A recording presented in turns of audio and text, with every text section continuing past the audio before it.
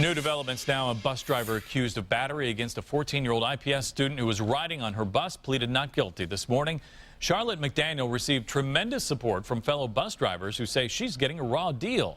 Derek Thomas joins us now with more on that story. Derek?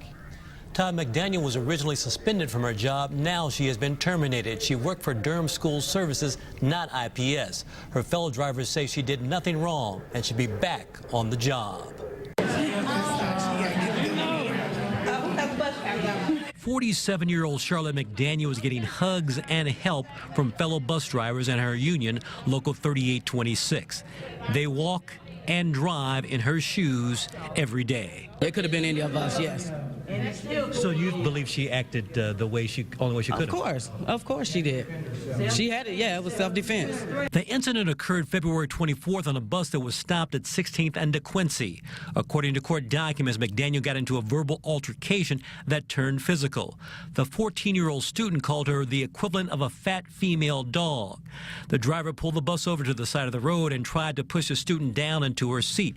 That made the student upset, and she started punching the driver in the head. McDaniel called IPS police for help and eventually got a broom handle to defend herself.